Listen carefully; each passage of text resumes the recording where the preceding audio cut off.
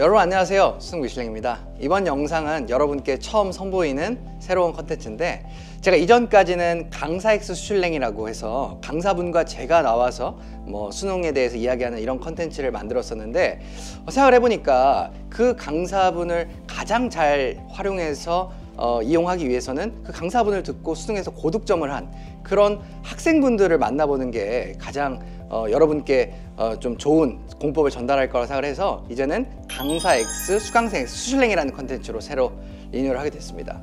그래서 1부 같은 경우에는 저랑 강사분이 나와서 수능에 대한 이야기를 할 거고, 이제 2부에서는 그 강사분을 듣고 수능에서 고득점을 한 학생들이 나와서 어떻게 그 강사를 활용했고, 또 추가적으로 어떤 컨텐츠를 활용했는지, 이런 질답하는 그런 영상을 만들 겁니다. 이번에 나온 선생님은요, 이제 요즘 가장 핫한 강사죠. 유튜브 구독자도 7만 명이 넘는 아주 유명하신 분인데, 시대인지에서 국어를 가르치시는 심찬호 선생님입니다. 안녕하세요. 국어 영역 강사 심찬호입니다. 첫 번째 질문은요, 선생님이 생각했을 때 선생님의 독서 문학이 이 수능 국어 인강에서 혹은 현강에서 어떤 특별한 점을 갖는다고 생각하세요? 각각. 제가 이제 강사 초창기 때부터 지금까지 써왔던 나름의 이제 슬로건이 이제 수능 국어의 본질적 접근이거든요. 그래서 어느 분이나 이제 본질 말씀들 많이 하시지만, 그래도 그 본질이라는 것은 당연히 교과서 기반이어야 될 것이고, 교과서에서 학습한 내용이 기출문제에 어떻게 녹아 있는지를 잘 설명하는 것, 요게 이제 강사로서 갖춰야 될 가장 기본적인, 정확하게는 움직이지 않는 전제라고 할 수 있는데, 아까 이제 말씀하셨던 단어가 특별함이라고 하셨잖아요. 저는 개인적으로 제가 특별하다고 생각하지 않아요. 그러니까 정확하게는 워딩이 기본이다. 그러니까 제가 수업 때 설명하는 내용들, 그 독서, 문학, 어떤 영역에서든 말하는 것들은 특별한 것이 아니라 기본이고, 그 기본을 학습시키는 것이 제가 지금까지 추구해왔던 방식이라 뭔가 특별한 게 있다 이렇게 말하기는 좀 어려울 것 같아요. 선생님, 이제 제가 기출 분석에 대한 질문을 드릴 건데요. 이제 독서 기출 분석이란 무엇인가에 대한 질문을 먼저 드릴 건데, 선생님은 독서 기출 분석은 무엇이고 어떻게 해야 된다고 생각하세요? 일단 용어부터 제가 좀 정리를 하면, 기출을 분석하는 건 강사고, 기출에서 보여지고 있는 논리들, 사고의 흐름들, 이런 것들은 강사가 체득해서 아이들에게 알려줘야 된다, 교수자가. 그러니까 아이들은 실제로 교수자가 알려주는 흐름, 방향에 따라서 기출된 지문과 문제들을 경험하는 게 사실은 좀 더 정확한 것 같아요, 용어가. 그럼 돌아와서 독서에서 제가 애들한테 이제 얘기하는 것은 구체적인 행동 영역을 제시해서 이럴 땐 이렇게 저럴 땐 저렇게 라기보다, 일단 한번 읽어봐라. 네가 지금 이 문장을 읽을 때 이 단락을 돌파하는 과정에서 어떤 사고의 흐름을 했고, 문제에 접근할 때 과연 내가 지문에서 읽었던 것들을 어떻게 선택지에 적용하고 있는가 해보라 그래요. 근데 대부분 잘 못하긴 하죠. 그럼 제가 이제 알려주는 거는, 나는 이 문장을 읽을 때 이런 생각을 했는데 넌 어때? 이 담화 표지를 봤을 때 난 이렇게 생각을 하고 앞으로 글이 이렇게 전개될 거라고 예상하는데 어때? 발문을 봤을 때 이렇게 판단했는데 어때? 보기를 읽을 때 지문 속에 있던 내용들을 보기에 어떻게 적용하면서 읽었는지를 제가 보여주면, 처음에는 사실 몰라요, 전혀. 근데 계속 그게 반복되다 보면 어느 순간에 제가 구체적인 행동 영역을 제시하지 않더라도 기출이라는 것이 사고의 흐름이 다 유사하기 때문에 자기가 이 단락을 읽을 때 위에 나왔던 내용을 연결시켜 보려고 노력을 하게 돼요. 그래서 아까 제가 기출을 경험하는 거라고 이야기를 했고, 여기에 계속 누적되다 보면 자연스럽게 다음에 다른 기출 문제를 풀 때도 그렇게 행동하게 되어 있고, 실제 시험장 갔을 때도 약간의 시험장에서의 센스나 이런 건 있어야겠지만 그대로 흐름이 얹힌다는 거죠. 우리가 어릴 때 봤던 영화를 그때는 대충 개괄적인 건 아는데 잘 모르잖아요. 근데 나이가 들거나 자연스럽게 이해되는 것들이 있잖아요. 근데 여기에 차이점은, 강사가 개입해서 이 영화에서 이거 한번 봐볼래? 이렇게 한번 느껴볼래? 라고 디렉을 주면 조금 더 그걸 깨닫는데 속도가 나고 빨리 오겠죠, 그 시점이. 그러니까 말이 좀 길어지긴 했는데, 계속 그냥 경험한다. 근데 이게 좀 무책임한 것이 아니라 아까 제가 얘기했던 것처럼 기출을 경험하다 보면 자연스럽게 깨닫는 게 있고 그게 강사의 디렉으로 좀 더 온전해지는 것이다. 이렇게 얘기하고 싶은 거죠. 근데 우리가 그러면 이해에만 집중을 하다 보면 어떤 강사들은 그렇게 구체적으로 뭘 찾아라, 어떻게 읽어라 이걸 제시를 해주잖아요. 그러니까 선생님도 물론 구체적으로 제시를 하겠지만 예를 들면 문제점이 나오면 해결책을 찾고 그 해결책에서 그 문제점을 어떻게 그걸 고쳤는지 찾아라. 문장 안에서 두 개의 어떤 개념이 나오면 그것을 각각 어떻게 분류해서 읽어라. 뭐 이런 식으로 뭐 공통점과 차이점을 찾아 뭐 이런 식으로 뭐 명확한 지침을 내려준단 말이죠. 근데 선생님이나 혹은 뭐 김동욱 선생님 같은 이런 분들은 그런 명확한 지침을 딱 정해서 그거를 딱 칠판에 적어주고 그리고 그대로 여러 개의 기출 문제를 엮어보면서 그걸 체화하게 하기보다는 계속 그 하나의 지문 안에서 생각할 거리를 던지면서 그거를 체득하게 하시는데 오히려 그렇게 명확한 지침을 주는 게 학생들 입장에서는 더 받아들이기 좋고 체화하기 좋은 게 아닌지. 처음부터 어떤 지침을 주고 이대로 해보자라고 하면 처음 그러니까 들을 때는 편하고 내가 뭔가 글을 읽고 있다고 생각하는데 저는 오히려 걸리적거릴 것 같아요. 어느 정도 내가 글이라는 것과 자연스럽게 자유롭게 소통할 수 있는 정도까지 기본이 쌓이면 그때 살짝 지침을 주면서 내가 기존에 글을 읽었던 글들이 이런 의미였구나. 어떤 기출을 풀었어요. 그때는 몰라. 그냥 읽었어요. 쭉 이제 쌓여가 되고. 그러다가 야 우리가 예전에 봤던 우리 처음 했던 이 지문 기억나지? 아 그쵸. 그때 이 단락이 이 문장이 이 담화 표지가 이런 역할을 했었던 거야. 그러면 이번에 우리가 보게 될 기출에 한번 적용해 볼까? 요렇게 디렉을 주는 거죠.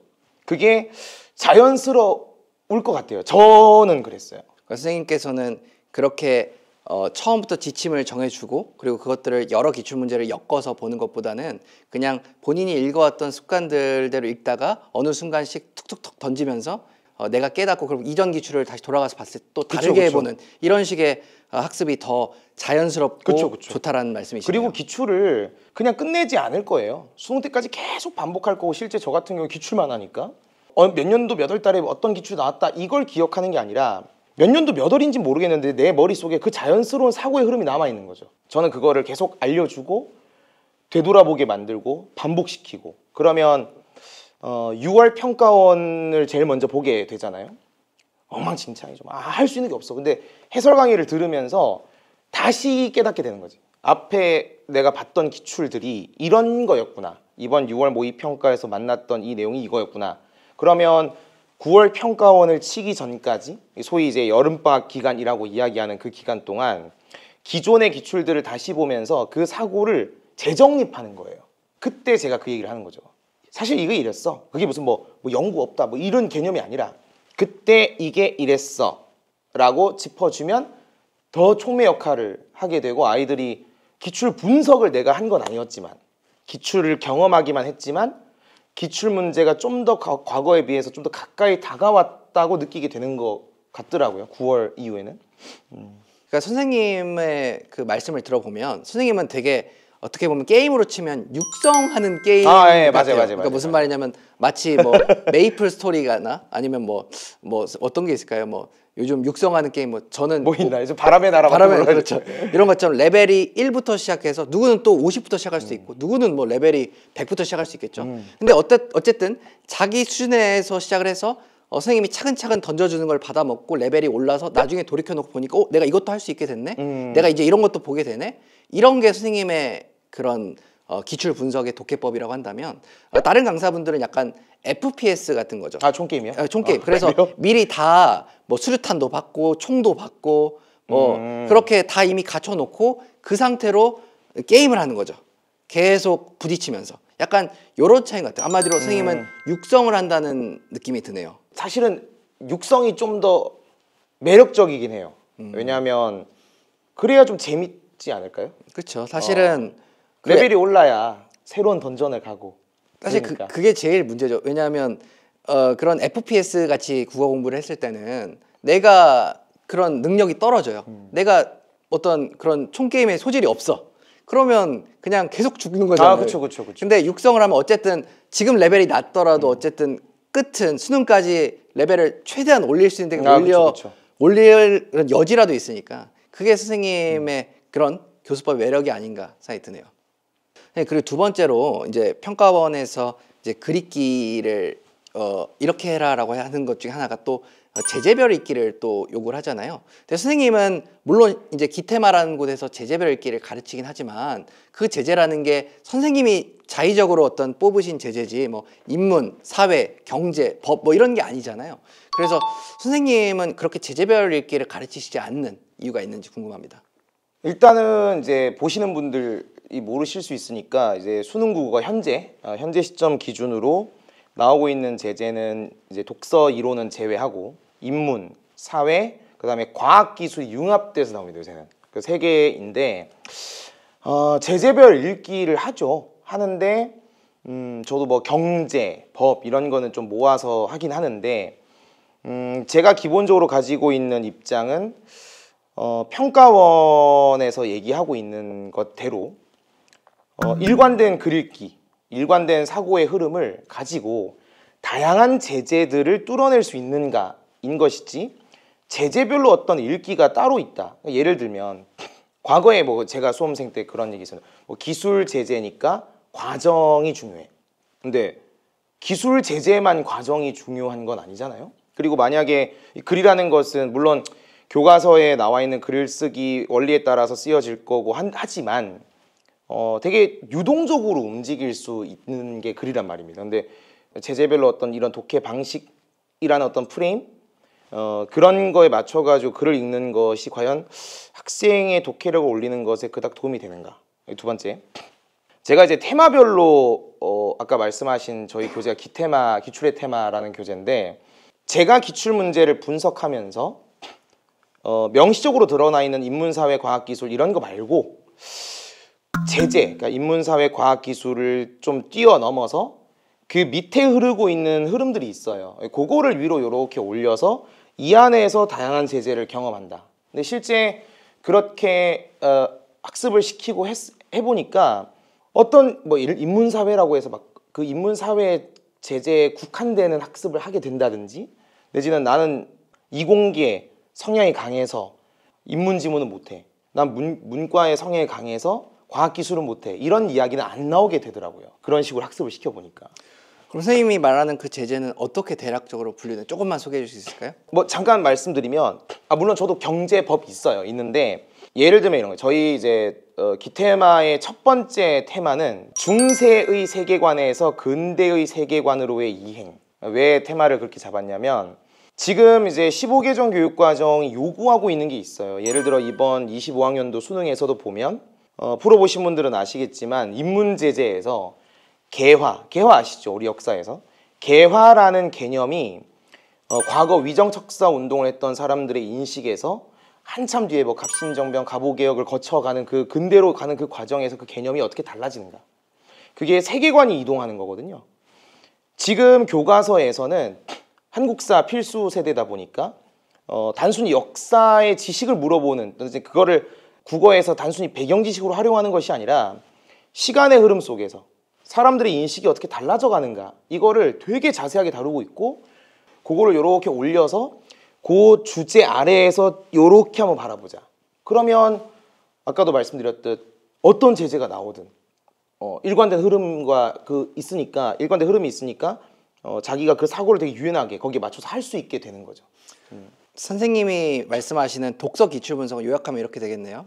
결국에 기출 문제를 경험하는 것을 중시하시고 그리고 그 경험을 통해서 내가 낮은 레벨에서 점점 높은 레벨로 올라갈수록 이전에 보이지 않았던 것들이 그거를 이제 수업 때 툭툭 던져주시면서 보이게 해주시고 그러면서 돌이켜놓고 레벨이 높아진 상태에서 보면 예전에 내가 그런 기출문제 이런 경험을 했는데 하면서 보이기 시작하고 그러면서 재밌게 기출문제를 보기 시작하는 걸 기출 분석이라고 생각하시고 그리고 제재별 읽기를 하지 않는 이유는 그 제재의 근간에 더 아래에 기저에 있는 어떻게 보면 교과서, 교육과정 평가원과 그리고 그 교육과정 지도서에 있는 그 근간에 있는 내용을 끄집어와서 오히려 그 상위 개념을 배워서 그런 제재에 국한되지 않고 글의 흐름이나 글의 전반적인 그런 파악을 할 수 있는 그런 것을 묶어서 가르친다. 그렇죠. 물론 경제법 같이 꼭 제재별로 읽어야 될 건 읽고. 그렇죠. 선생님이 독서 기출 문제를 바라보는 관점과 독서 기출 분석은 이렇게 해야 된다는 거는 대략적으로 파악을 했는데 정말 파악하신 거 맞으시죠? 당연하죠. 네네네. 그럼 이제 선생님 문학은 어떻게 생각하세요? 문학 기출 분석이란 무엇이라고 생각하세요? 어떻게 또 해야 된다고 생각하세요? 문학도 육성이라고 생각하세요? 네, 저는 완전. 오히려 문학이 더. 또 요 얘기 나오면 제가 또 이제 의관 정지하게 되는데 먼저 기출 분석 이런 얘기 하기 전에 문학에 대한 얘기를 잠깐 좀 드릴게요. 12년 동안 우리가 문학을 사실 배운단 말입니다, 학교에서. 근데 왜 학생들은 현대시 하나조차 제대로 감상을 못하는 걸까? 물론 저도 미약하나마 전공을 하긴 했지만 저 역시도 막 시를 막 이렇게 느끼진 않죠. 근데 적어도 고등학생이 할 수 있는 수준의 감상까지는 할 수 있어야 될 텐데 왜 못했던 걸까? 전 이렇게 말씀드리고 싶어요. 해리포터 아시죠? 네. 네. 다 읽어보셨어요? 네, 다 읽어봤습니다. 우리가 해리포터를 읽을 때 인물관계를 정리하거나 사건을 파악하거나 물론 하죠. 근데 그거를 막 신경 써가면서까지는 하지 않잖아요. 해리포터를 읽으면서 물론 이제 텍스트로 되어 있으니까 나만의 해리포터는 어떤 모습일까? 볼드모트는 실제로 얼마나 사악하게 보일까? 이런 것들을 심상을 그리잖아요. 이미지를. 그리고 사건을 파악하는 과정에서도 인물들이 과연 이 사건을 대할 때 어떤 마음을 가지고 있을까? 이런 생각들을 하면서 책을 적어도 저는 그렇게 읽었거든요. 일례로 이게 이제 읽어보셨다고 하니까 불사조 기사단을 읽어보면 안 읽어보신 분들은 한번 찾아보세요. 거기 이제 초챙이라는 친구가 나온단 말입니다. 아시는 것처럼 그 친구가 이제 해리포터의 첫 여자친구죠. 불사조 기사단을 보면 해리포터와 초챙이 첫 키스를 하는 장면이 나와요. 그 장면을 봤을 때 우리가 그냥 명시적으로 드러나 있는 텍스트를 보고 첫 키스를 했네 라고 생각하지 않거든요. 물론 경험이 있는 사람들은 첫 키스를 했던 때를 떠올리기도 하고 내가 1편부터 4편까지 봤던 해리포터는 진짜 아무것도 할 줄 모르는 친구였는데 주체적으로 자기가 좋아하는 사람에 대해서 감정을 표현하기도 하네. 저는 그게 진짜 소년에서 청년으로 넘어가는 진짜 중요한 사건이라고 저는 생각하면서 읽었던 기억이 나거든요. 근데 이게 고3이 딱 되면 수능이라는 시험 앞에서 내가 그동안 쌓아왔던 문학 감상의 아주 기본적인 것들은 다 없애버리고 진짜 아무 의미 없이 문제만을 풀기 위해서 대응하는 식으로 학습을 하게 된단 말이에요. 그러니까 저는 왜 이렇게 오염이 됐을까? 제가 조금 거친 말이긴 합니다만 그동안 과거에 우리를 가르쳐왔던 분들이 문학의 진짜 참맛을 알려주지 못하고 수능 시험 앞에 굴복해버린 건 아닐까라는 생각도 해봤어요. 그러니까 문학 문제를 풀 때 물론 시험장 가서 막 펑펑 울고 이러진 않겠죠. 다만 적어도 문학이 지금 요구하는 아주 기본이 무엇인가? 이게 이제 기출 분석하고 연결될 텐데 교과서를 이렇게 읽어보고 학습 활동을 직접 글로다 써보면 물론 거기도 인물관계를 파악하고 사건이 어떤 게 있으면 다 있죠. 근데 더 심층적인 학습 활동으로 들어가면 이 인물은 어떤 성격을 가지고 있는 사람이지? 여기서 인물이 어떤 감정을 가졌지? 심지어는 제가 쉽게 말하면 주인공에게 편지를 써보자 이런 것도 있단 말입니다. 근데 우리가 쉽게 생각하면 수능이라는 시험만 생각하면 편지를 써보면 문학 점수가 오르나? 이렇게 생각하잖아요. 근데 아까도 제가 독서할 때 말씀드렸듯 근간, 그게 기본인 거죠. 그래서 저는 이제 수업 때 모든 구절들을 다 읽어줘요. 그러니까 말로만 읽어주는 게 아니라 그림을 그려보라고 하고 심상이죠. 공감해보라고 해요.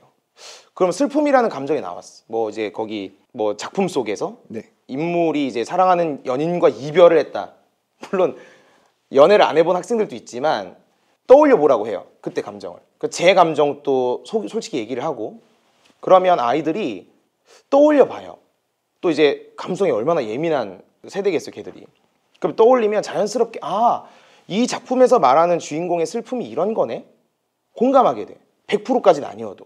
그러면 그게 놀랍게도 발문, 보기, 선지로 그대로 이어집니다. 문제를 어떻게 풀어야겠다. 그게 본질이 아니라는 거지. 지문을 읽어가면서 감상을 해보자. 지문 안에서 어떤 이미지가 그려지는가. 어떤 내면이 느껴지는가, 그거를 계속 떠올려보고 느껴보라고 하고, 저도 수업 때 계속 영화도 보여주고 GPT 가지고 그 심상을 다 그려서 다 보여주거든요. 그런 문제는 자연스럽게 풀리게 되어 있다. 선생님께서 말씀하셔 들어보니까 선생님이 말씀하시는 문학 기출 분석이라는 건 결국에 뭐 시나 그런 소설 같은 문학 작품을 읽으면서 평가원이 요구하는 수준까지 감상을 하는 거네요. 이미지를 그릴 수 있고 머릿속으로 또 그쵸, 그 그쵸. 인물이나 혹은 그런 화자에 공감할 수 있고, 왜냐하면 그 공감한 것들이 선지화가 되고 보기화가 되고 또 보기와 연결지어 생각할 수도 있게 하고. 그쵸, 그쵸. 그러니까 결국에 그거를 할 수 있을 때까지 끌어올리겠다는 거네요. 결론적으로는. 그리고 제가 첨언을 좀 하면, 아니 얼마나 문학이 다양하고 생각이 다양한데 이걸 어떻게 다 학습할 수 있냐, 너무 방대한 거 아니냐 이렇게 질문하시는 분들이 있는데, 우리가 이제 문법, 이번에 이제 언매 언어죠, 그냥 문법이라고 할게요. 학교 문법을 배웠다고 해서 세상의 모든 문법을 다 알 수 있는 건 아니잖아요. 그러니까 여기 세상이라는 건 한국을 얘기하는 겁니다. 문학도 마찬가지예요. 고등학생한테 감상을 시켜, 그럼 이제 너는 모든 세상의 모든 작가들을 다 이해할 수 있고, 그건 아니죠. 근데 학교 문법처럼 고등학생한테 요구하는 수준의 감상이 있어요. 말을 제가 조금만 더 붙일게요. 학생이 그걸 현장 가서 어떻게 해? 라는 질문에 대해서 전 뭐라고 이야기하냐면, 지난 94학년도 1차 수능 그때부터 지금까지 나왔던 모든 현대, 고전, 서사, 뭐 교술, 극, 서정까지 감상이 불가능한 그런 작품이 나왔으면 가져오라, 제가 얘기하거든요. 정확하게 교수님들도 알아요. 학생이 어느 정도 수준까지 감상할 수 있는지가 있고, 그게 교과서에 대표적으로 실리는 작품들 정도 수준이니까 끌어올린다는 표현이 독서에 비해서 원하게 느껴질 수 있는데 충분히 가능하다. 저는 그렇게 이야기하죠.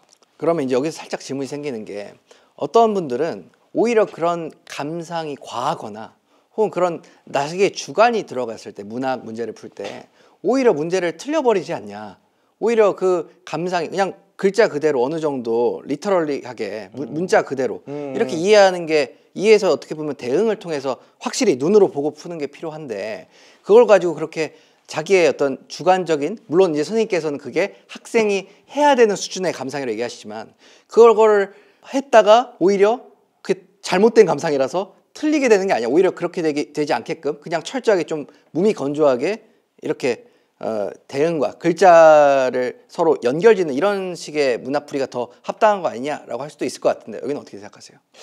그럼 제가 질문을 해볼게요. 정말 많은 뭐 강사, 강의, 뭐 교재 많이 보셨을 텐데, 독서를 틀리는 친구들은 주관이 들어가서 틀리는 경우도 있잖아요. 독서, 물론 여러 가지 이유가 있지만 문장을 이해할 때 내가 잘못 읽었어, 주관이 개입됐거나 뭐 이런 게 있겠죠. 왜 사람들은 독서에 있어서는 주관이 개입된 걸 잘 지적하지 않고 문학에서 유독 그거를 지적한다고 보세요? 독서에 주관이 개입해서 틀리는 거는 내가 잘못 읽었구나, 그냥 내가 한마디로 정보를 잘 못 받아들였구나, 혹은 정보가 연결을 잘 못했구나 해서 그냥 내 책임을 하는 거죠. 내 독해력이 부족하구나. 근데 문학 같은 경우에는 글이 그렇게 길지 않고 그냥 그대로 써 있는 것들이 선지에 어떻게 보면 대응이 되는 경향이 강하니까. 제가 이 질문을 왜 드리냐면, 우리가 문학에서 요구하는 게 엄청난 감상이 아니거든요. 문학을 풀 때 주관이 개입되는 거 아니냐, 그건 독서도 마찬가지죠. 그럼 주관이 개입됐다면 어떤 부분에서 주관이 개입됐지? 라는 걸 짚어서 교정하면 되는 문제잖아요. 근데 사람들은 주관이 개입된 이유, 그리고 이후에 그걸 교정할 방법은 생각하지 않고, 그 문학은 주관적이니까 주관이 개입돼, 자꾸 이렇게 뭉개버리는 게 많다. 그래서 제가 질문을 드린 거예요. 문학을 이렇게 작품이 있어요. 슬퍼. 뭐 시로 치면 이제 화자의 내면이 되게 슬퍼. 슬픔이 있어요. 근데 그거를 기쁨이라고 읽는 사람이 있을까요? 없잖아요. 슬픔을 느꼈어? 거기까지. 평가는 거기까지예요. 그럼 이제 더 나아가면 이거죠. 왜 슬픔을 느꼈는데? 무슨 상황이길래 슬픔을 느꼈는데? 그걸 격가지로 묻는 것이지. 아까 제가 심상과 내면 세계라고 했잖아요. 이 슬픔이라는 내면 세계를 잡는 데까지도 가지 말라는 이야기인데, 그런 식으로 대응을 얘기하면 그건 아니라는 거죠. 뭐 다른 분들 모르겠어요. 대응해서 푸시는 분들도 자기도 인지하지 못한 상태에서 슬픔이라는 내면에 공감하고 있을걸요? 문학을 전공하신 분들이 출제하시잖아요. 그분들이 모를까요? 그럼 문학을 왜 내는 걸까요? 다 알고 있어요. 학생들이 어느 정도 수준까지 감상할 수 있는지를 딱 거기까지이기 때문에 아까 말씀하신 내용들은 뭐 제가 더하면 저희 채널에서 2차전 가겠지만 일단 이 시점에 제가 드릴 수 있는 말씀은 문학만 그런 건 아닌데 교정하면 되는데 무책임한 발언이다.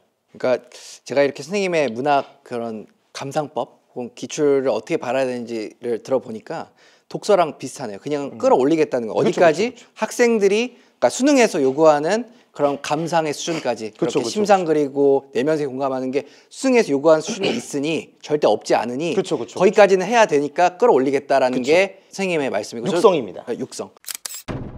네, 이제 네 번째 질문인데요. 이제 문학에서는 이제 감상력이잖아요. 감상력. 그렇죠. 네, 국어 독서에서는 이제 독해력이라고 하는데 감상력이야 이제 평가원이 원하는 수준까지 선생님이 뭐 육성해 주신다고 하니까. 근데 이 독해력 같은 경우에는 독해력도 육성을 하시겠지만 그런 학생들 있잖아요. 막 5등급 이하 혹은 뭐 6등급 이런 학생들 중에서 나는 매번 독서 지문은 한 2지문 못 푼다. 근데 이런 학생들은 뭐 아무리 뭐 기출 분석을 하고 해도 사실은 독해력이 받쳐주질 않으니까 수능에서 요구하는 정도의 독해력을 1년 안에 끌어올릴 수 있을까 이게 되게 고민이거든요, 사실. 그래서 제가 네 번째 질문은 뭐냐면 선생님이 생각하시는 독해력은 무엇인가? 그리고 그 독해력은 어떻게 끌어올리는가에 대해 질문드리고 싶습니다. 아까 뭐 5등급 이하 뭐 이런 말씀들 하셨는데 방송용으로 할까요? 비방용으로 할까요? 솔직하게 해주세요. 솔직하게 할까요? 네네. 아까 이제 앞에 소도하신 말씀 중에 1년 안에라는 표현을 쓰셨는데 저는 답은 입시를 길게 잡아라. 그리고 길게 잡았는데도 안 된다. 그러면 내가 여기까지인가 보다라고 하면 거기서 멈추는 게 맞다. 대한민국의 모든 수험생들을 1등급으로 만들 수도 없고 그럼 등급이라는 게 무슨 의미가 있겠어요? 물론 절대평가로 넘어가면 얘기가 좀 다르지만 1년 안에 독해력을 비약적으로 올릴 수 있다? 저는 그 생각은 좀 반대예요. 어릴 때부터 내가 어떤 환경에 노출되어 왔는가? 여기에 따라서 입시가 반드시 1년 안에 끝난다고 저는 생각하지 않아요. 일단 만약에 내가 그래도 한번 해보겠다라고 한다면 가장 먼저 해야 되는 것은 시간의 구애가 없어야 돼요. 스탑워치 들고 시간 재면서 지문 풀지 마라. 어휘를 굉장히 촘촘하게 구체적으로 찾아보면서 한 문장 한 문장을 꼭꼭 씹어서 납득하고 내가 납득한 것이 맞는지를 뭐 강사의 수업이든 어떤 콘텐츠를 통해서 해소하고 내가 여기서는 이 문장을 이렇게 읽었어야 되는구나 라는 걸 계속 연마를 해야 돼요. 그래야 독해력이 올라요. 근데 단순히 그것만 해서는 안 돼요. 책도 많이 봐야 되고 꾸역꾸역 신문도 읽어보려고 노력해야 돼요. 사람마다 어떤 수능에서 요구하고 있는 독해력의 수준까지 올라가는데 차이가 있을 수밖에 없다. 그리고 내가 어느 정도 물리적 시간 써보겠다고 한다면 1년이라는 압박 속에 있지는 말아라. 전제로 아까도 말씀드렸듯 시간의 압박, 스탑워치 들고 시간 재고 이 지문을 몇 분 만에 풀어야지 그런 것 없이 한 문장 한 문장 정확하게 읽고 거기에 사용된 어휘를 찾아보고 용례를 경험하고 책도 보고 신문도 읽고 하는 그 모든 과정들이 있어야 독해력이 올라간다고 생각해요. 너무 욕심내지 말고 좀 길게 잡고 한 문장 한 문장 꼼꼼히 읽어보자. 이게 5등급 이하의 독해력을 올리고 싶어하는 학생들한테 제가 꼭 해주고 싶은 이야기죠. 그러면 선생님이 생각하시는 독해력이라는 것은 활자에 노출되는 빈도를 뭐 신문이 됐든 뭐가 됐든 기출문제 늘리고 근데 그 단순히 텍스트나 활자를 많이 노출된다가 아니고 한 문장씩 곱씹으면서 그쵸. 그러면서 생각의 깊이를 깊게 하고 그러면서도 어휘의 용례들을 찾아보면서 어휘에 대한 또 학습도 하면서 길게 봐야 된다는 말씀이신데 근데 학생들이 가장 두려워하는 건 오케이 2년, 3년 하겠다는 거예요. 무조건 뭐 의과대학 가야 되니까 2년 하겠다는 거예요. 근데 그게 잘못된 방향이면 어떻게 하지? 라는 게 있는 거죠. 특히 신문을 읽는다든지 책을 읽는다든지 내가 수험생인데 지금 신문 읽는 게 맞아? 아니면 책 읽는 게 맞아? 이렇게 할 수 있으니까 더 다른 더 빠른 방법이 있지 않을까. 예를 들면 오히려 그런 신문이나 책 같은 거 말고 그냥 기출 문제를 가지고 어휘 찾고 또 기출 문제를 가지고 활자를 깊게 읽고 필요하다면 그런 뭐 소위 말하는 이감, 바탕, 뭐 상상 이런 사설 컨텐츠에 있는 또 지문들을 가지고 또 깊게 읽고 이렇게 가는 게 더 오히려 독해력에 좋지 않을까 이런 생각도 할 수 있을 것 같은데. 당연히 기출 문제도 보고 사설 콘텐츠도 보고 하죠. 그러니까 제가 뭐 책만 읽어라, 신문만 읽어라 이건 아니기 때문에 그거는 이제 그렇게 답변을 드리면 될 것 같고 두 번째 빨리 뭔가를 하고 싶어 하는 걸 요구한다 뭐 이런 말씀 주셨는데 그런 길은 없습니다. 인생이라는 것이 빠른 건 없었다. 그러니까 제가 이제 9월 모의평가 끝나고 나면 아무래도 불안하잖아요. 당장 명시적으로 점수가 안 나오는 것처럼 보이기 때문에 제가 그때 이제 칠판에다 뭐라고 쓰냐면 정도를 걷는다. 때를 기다린다. 사람마다 튀어오르는 시점들이 좀 차이가 있는 것 같아요. 제가 오랜 시간 동안, 제가 올해 강사 11년 차인데 때가 다 다르더라고요. 그래서 정도를 걷는다, 때를 기다린다. 그리고 처음에 이제 말씀하셨던 내가 지금 한 학습 방향이 잘못됐으면 시간을 날리는 거 아닌가 이런 말씀 주셨는데 겪어야죠. 그 시행착오를. 그리고 그 과정 속에서 나에게 잘 맞는 어떤 교수법이라든지 사고 방식이라든지 이런 게 있을 거 아니에요. 그거는 누구나 다 마찬가지죠. 우리도 살아가는 과정에서 너무 좀 범위가 확대되는 것 같긴 한데 이렇게 했을 때 잘못된 방향이면 어떡하지? 근데 그게 어느 정도 경험이 쌓이면 과거에 비해서는 조금은 더 나이스한 선택들을 하게 되는 것처럼 처음에 공부하는 사람 입장에서는 당연히 그럴 수밖에 없어요. 만약에 수능 말고도 만약에 지금 공무원 시험을 보기로 했다. 근데 전혀 과목에 대한 이해도 없고 시험의 제도에 대한 이해도 없는 상태에서 갑자기 우리가 노량진으로 갔다. 그럼 당연히 시행착오를 겪게 되는 거 아닐까요? 제가 아까 말씀드렸던 물리적 시간을 길게 잡으세요라고 했던 게 그 시행착오의 과정도 포함되는 겁니다, 사실은. 근데 이제 저는 이제 수능 미슐랭이다 보니까 그거를 줄이게끔 하는 게 저의 역할이거든요. 네네네. 그래서 이제 저는 딱 구분을 했을 때 그 독해력이라는 것을 어떻게 올릴까를 고민을 해보면 선생님 말씀처럼 우선은 한 문장을 제대로 납득하는 거 매우 동의합니다. 그렇게 하는 경험이 많아져야 돼요. 꾸준해야 되고. 그리고 두 번째로는 어휘 찾는 거. 근데 그 어휘 찾는 거에서 그 이제 질문하고 싶은 게 요즘 뭐 어휘집이라는 것도 있어요. 반대. 그냥 무조건 문장 안에서. 자기가 직접 읽고 있는 글 안에서 찾아야 된다. 그러니까 어휘집이 아예 필요 없다 이런 느낌은 아닌데 안 봐요, 잘. 맞아요. 영어 단어장도 안 외우는데. 그러니까요. 이제 나오시네요. 자, 이제 마지막으로 저는 이제 배경 지식이라고 생각하거든요. 근데 선생님은 이 배경 지식이라는 게 사실은 중학교 1학년 때부터 고등학교 2학년까지 그 학교 수업을 들으면서 다양한 경험을 하잖아요. 네네네. 그러면서 습득하는 지식들. 그게 꼭 책이 아니더라도 수업 내용이 될 수도 있고 아니면 뭐 감상하면서 보고서가 될 수 있고 보고서 내용이 될 수 있고 그런 것들의 총체를 저는 배경 지식이라고 얘기를 하는 건데 그 완전 동의합니다. 근데 그 배경 지식이 어떻게든 전 줄여주고 싶으니까 학생들한테 예를 들면 EBS 독서 네. EBS 독서가 어느 정도는 연계돼서 나오니까 EBS 독서에 있는 지문의 그런 제재 관련된 내용을 학습하는 것과 그리고 그 예를 들면 뭐 솔직히 철학 지문 같은 경우에도 어느 정도 철학자들이 돌잖아요. 그리고 뭐 과학기술도 뭐 원자와 아니면 뭐 물리에서 돌림 힘 이런 것 같이 우리가 충분히 고1과 고1 사회에서 배울 수 있는 그런 내용들 또 법 같은 경우에도 형법, 민법 아니면 뭐 국제법 이런 것들을 정리한 그런 교재들도 있단 말이죠. 그런 것들로 좀 줄일 수는 없을까요? 저는 좀 도움된다 봐요, 그거는. 배경 지식은 필요해요. 지금 어떤 배경식 책을 찾아서 읽어보자 이런 것보다 시작은 기출문제 안에 있는 내용들로 배경지식화 시킨다. 두 번째, 예를 들어서 어떤 주제, 아까 말씀한 돌림힘이라고 한다면 뭐 살아있는 교과서나 뭐 Y 뭐 이런 책들 우리가 책도 읽어야 된다고 했으니까 그런 책들을 읽으면서 그게 뭐 이게 수능에 나올 거니까 읽어야겠다 이런 게 아니고 그런 것들을 읽어가는 과정에서 또 자연스럽게 체득이 될 거고 마지막으로 이제 EBS 얘기를 하셨는데 제 스타일 아시니까 또 저의 또 영린을 또 EBS는 저는 솔직히 출제자 입장에서는 저의 생각이에요. 여기서 전제할 거는 뭐 EBS가 도움이 된다 안 된다 당연히 도움 되죠.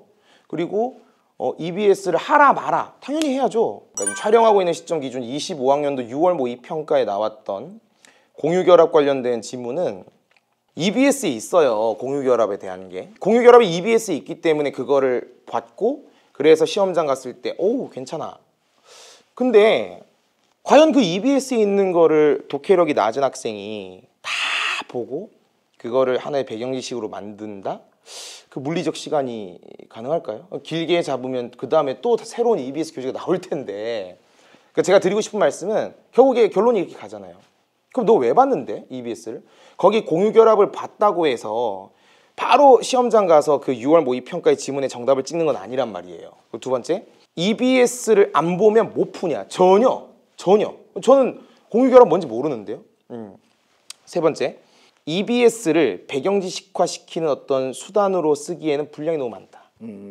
우선순위를 굳이 매기면 당연히 50%가 연계되는 EBS가 중요하지만 독해력이 안 되는 친구들은 일단 흥미부터 올려야 돼요. 기출문제를 일단 1순위로 해서 배경지식화해 나가면서 자연스럽게 뻗어 나가는 게 맞고, 내가 극상위권이다, 상위권이다, 시간이 좀 있다, 그러면 기출과 EBS를 병행하라고 제가 늘 얘기하죠. 마지막 이제 질문하고 싶은 것은 아까 우리가 한 문장 한 문장씩 네네. 이제 꼼꼼하게 눌러 읽어야 된다고 했잖아요.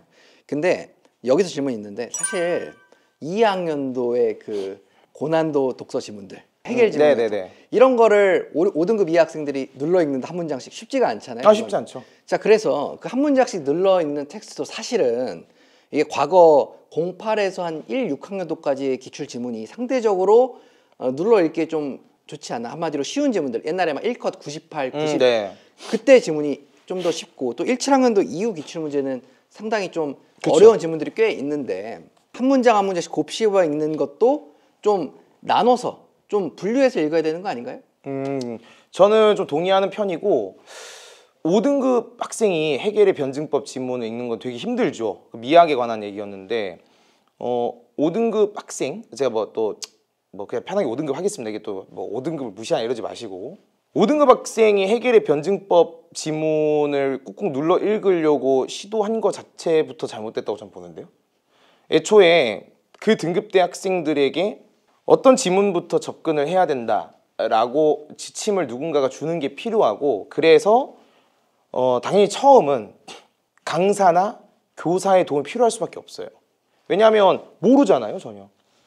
처음에는 지금 필요하고, 그게 단순히 어떤 몇 년도 기출 이렇게는 뭉개고 싶진 않아요. 그 안에서도 나름 아무리 등급대, 그러니까 1등급 컷이 높았고 정답률이 높았어도 어려운 게 있거든요. 그런 거는 교사가 잘 이렇게 분리해서 하나하나. 저는 그래서 좀 말을 덧붙이면, 강사의 교재란 무엇인가 이런 질문을 제가 받으면 저도 기출문제만 쓰지만 그냥 제가 막 깔아놓은 게 아니거든요. 강사의 교재는 강사의 철학이 반영되어 있는 거란 말입니다. 어느 강사든 처음 시작은 한 문장 한 문장 읽으면서 납득할 수 있는 수준으로 세팅을 해요, 책을. 그러니까 나는 혼자 공부하기엔 어때야 되나요? 라고 하면 좀 답은 못할 것 같고, 만약에 강사분과 함께하고 있다면 그 강사가 디렉을 주는 대로 가장 기초 강의부터. 그쵸. 한마디로. 근데 그게 필요하다고 저는 생각하고 있어요. 선생님 이제 마지막 질문인데요. 벌써 마지막이에요? 네. 그래요? 자, 마지막 질문은 이제 2, 5학년도 수능을 비추어 보아 2, 6학년도는 어떻게 준비했으면 좋겠다, 학생들에게. 그러니까 최근 출제 경향이 이러하니 2, 6학년도는 혹은 2, 7학년도까지 좀 길게 보고 어떻게 준비해라 라는 걸 좀 포괄적으로 좀 독서 문학 설명해 주실 수 있을까요? 쉽게 말씀드리면 뭐 독서 문학 나눠서 한다기보다 이렇게 말씀드리면 될 것 같아요. 점이 아니고 선이었으면 좋겠고, 평지가 아니라 깊이가 깊은 구덩이였으면 좋겠다. 그러니까 무슨 얘기냐면, 제가 25학년도 수능을 이제 문제 나왔을 때 풀어보고 느꼈던 거는 굉장히 정갈하다. 과거 한 22학년도 수능을 떠올려 보면 정말 이게 시험장에서 풀 수 있나? 그때 만점자도 제가 기억하기 20몇 명이었던 걸로 기억하는데, 국어 만점자. 저는 그때 22학년도를 풀면서 이건 강사조차도 시험장 갔을 때 만점 맞는 게 상당히 어렵겠는데? 라는 생각이 들었거든요. 근데 그게 23학년도, 4학년도, 특히 이제 작년, 촬영하는 시점 기준 작년 6월 모의평가, 소위 킬러 문항이라는 것이 배제되면서 저는 그 흐름에 굉장히 찬성하는 사람이었거든요.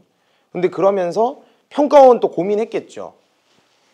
그동안 뭐 킬러 문항이라는 것, 그것으로 변별력을 확보해 왔었는데 이제 우리는 어떤 걸로 변별력을 확보해야 하는가. EBS도 연계를 해야 되고, EBS가 연계된 사설 문제집은 피해야 되고, 근데 킬러 문항은 출제할 수 없고 뭐 그게 정의가 어떻게 되는지는 사람마다 좀 다르고 뭐 그렇긴 합니다만 다시 어떻게 출제해야 돼? 그럼 이제 변별력을 확보해야 되는 것이 가장 우선적인 과제일 것인데 어떻게 해야 되나? 제가 그 결과를 24학년도 수능에서 처음 본 거잖아요, 우리가 사실. 근데 문학의 난도가 되게 높단 말입니다. 그 문학의 시대가 왔는가? 평가원 또 약간 아차 했던 것 같아요. 애들이 이 정도까지 문학을 잘 못했나?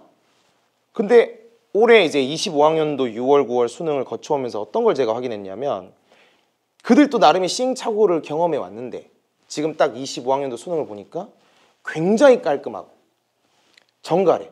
문항별로 정답률을 골고루 아름답게 배치를 했다. 그래서 제가 아니 이게 어떻게 가능하지? 컷도 너무 되게 예쁘게 나왔단 말이에요. 물론 엄매 화작이 조금 차이가 있었지만 저는 그걸 어디서 봤냐면 기피에서 봤습니다. 이 기피라는 것은 EBS도 감히 범접할 수 없어요. 학생이 평소에 공부를 단편적으로 하지 않고 깊이 있게 어떤 것을 그게 꼭 국어뿐만 아니라 이번에 뭐 인문지문의 역사가 나왔기 때문에 한국사를 공부하는 과정에서도 그냥 왕의 업적을 정리하고 기억하는 그런 수준의 학습이 아니라 좀 더 깊이 있게 학습을 해왔던 친구들에게 유리하도록 설계가 돼 있구나. 그래서 제가 뭐라고 표현했었냐면 총평 때 상위권과 중하위권 사이의 간극이 굉장히 크게 벌어졌다고 표현했어요. 그럼 그 얘네들의 차이가 뭐냐? 공부 양이냐 뭐냐? EBS를 했다 안 했다냐? 뭐 심층 수업을 들었다 안 들었다냐? 그게 아니고 깊이의 문제였다. 강사가 어떤 걸 계속 제시해 깊이 있게 갈 수 있도록 그거를 포기하지 않고 끝까지 가려고 노력해야 돼요. 그래서 제가 뭐라고 하냐면 지적 스트레스를 감내할 수 있을 정도로 집중해야 된다. 공부하다 보면 머리가 아프잖아요. 깊이 있게 뭔가를 생각하려고 하지 않아. 유튜브 쇼츠에 익숙해져 있는 이 도파민 중독자들이 길게 단순히 길이만이 아니라 깊이 있게 계속 걸어나가는 그 길이를 좀 길게 가져가야 된다. 그래서 점이 아니라 선이어야 되고 평지가 아니라 깊은 구덩이여야 된다고 제가 표현하는 거죠. 예전보다 한마디로 평가원이 요구했던 그 감상의 깊이가 좀 더 깊어졌다고 보시는 거죠? 그쵸. 독해도 마찬가지고. 독서에서도 예전보다 좀 더 높은 그 사고, 좀 더 깊은 사고.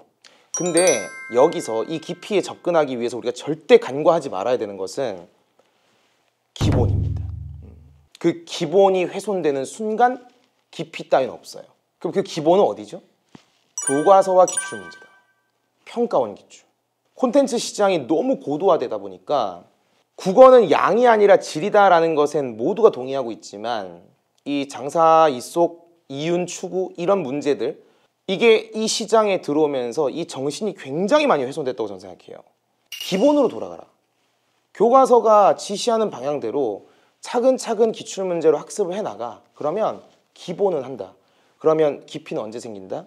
어떤 깨달음이 왔을 때 기존에 했던 걸 다시 반복하면서 아 이게 이런 거였네? 이미 깊이는 깊어요. 내가 그 깊이를 못 봤을 뿐인 거지. 자, 선생님 저희 이렇게 해서 이제 1부 마무리하고 이제 힘들었네 정말. 학생분들 이제 만날 건데요. 아 저희 수강생들. 이제 선생님은 이제 가시고 이제 학생분들이랑 얘기 나눠서 이제 그 제가 근데 2부 들어가기 전에 제가 좀 꼭 드리고 싶은 얘기가 있어요. 네. 제가 강사 생활을 지금 내년이면 11년 차인데 지금까지 단 한 번도 제 수업을 수강한 학생들의 성적 상승 후기를 공개한 적이 없어요. 물론 그러니까 저희 홈페이지에 가보면 이제 제 온라인 홈페이지에 가보면 수강 후기가 있죠. 근데 그걸 가지고 제가 회사에서 한 거 말고 제가 직접 나서서 홍보를 하거나 수강생들을 카메라 앞에 세운 적이 지금까지 단 한 번도 없고 그건 앞으로도 없을 거예요. 왜냐하면 저는 제 수업을 들은 학생들 중에 성적이 오른 학생들도 물론 있겠지만 훨씬 더 많은 학생들은 성적이 오르지 않거나 떨어진 친구들이에요. 근데 제 알량한 자존심을 좀 더 세워보겠다고 이끼 같은 허영심에 수강생들 카메라 앞에 세워서 자랑하고 이러는 것이 그 친구들한테, 그러니까 성적이 안 나온 친구들한테 오히려 상처를 주는 게 아닌가? 아까도 제가 말씀드렸듯 저도 욕심이라는 게 있잖아요. 돈을 벌어야 장사꾼이야.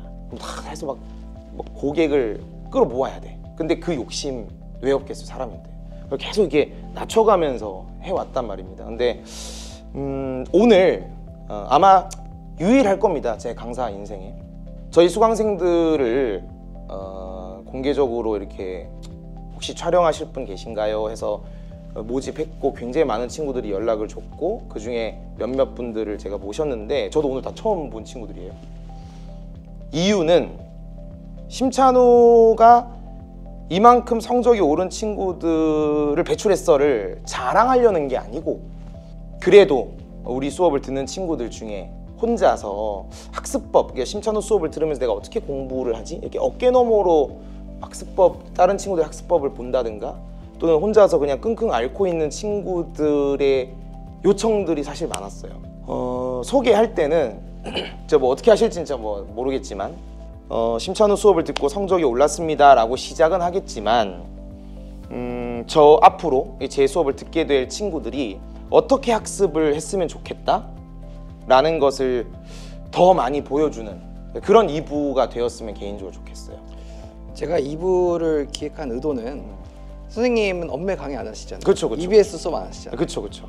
누군가는 그게 필요할 수도 있죠. 맞아요, 선생님 맞아요. 수강생 중에서도. 맞아요, 맞아요. 도대체 내가 심찬우 커리를 따라가야 되는데 엄매가 없어. 그리고 EBS도 안 해준대. 어떻게 했길래 걔네들은 잘 봤지? 라는 것을 학생들에게 전달하고 싶은 거예요. 그쵸, 제 의도는 그거예요. 뭐 선생님을 띄운다? 아니에요. 선생님을 선택할 아이들이 저는 좋은 결과를 받았으면 해요. 좀 띄워주기도 하세요. 너무 그렇게 박하게 하지 마시고. 저는 그렇다면 제가 잘 모셨네요, 수강생분들. 그러니까 이 영상을 보는 수험생들이 잘 됐으면 좋겠어요. 제 영상을 보고 잘 됐으면 좋겠고 그리고 강사를 잘 활용했으면 좋겠어요. 그게 제 의도예요. 저는 오늘 그 미슐랭님하고 이렇게 촬영을 처음 이렇게 와서 해보면서 저는 미슐랭님의 정말 진심을 봤어요. 그냥 이렇게 유튜브 활동만 하시는 분인 줄 알았는데 제가 아까 마지막 강조했던 깊이 되게 철학이 있으셔서 저한테 오늘 너무 뿌듯하게 촬영 잘 한 것 같아요. 잘 나온 것 같아요. 저도 저 모시기 좀 쉽지 않거든요. 아시죠? 요새 좀 그렇죠. 요즘 너무 뭐 구독자도 저희 2배나 넘으시고 요새 좀 죄송합니다.